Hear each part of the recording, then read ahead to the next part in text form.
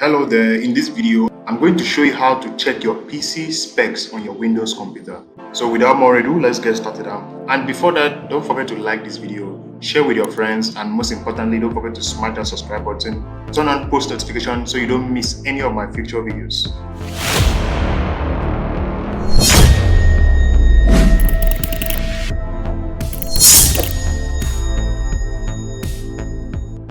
So on your Windows PC, the thing you need to do is search for system information. Okay, go to system information, click on it, and right here, let me expand it.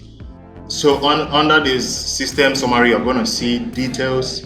You're going to see your PC specs, from the operating system name, the version, and everything else, manufacturer, system model. Just in case you're wondering what's the name of your PC but you don't really know, you can check it here. Your processor, okay, you can check your processor and everything else. So that's it, guys. I hope this video was helpful. If it was, don't forget to like, share, and subscribe. Peace.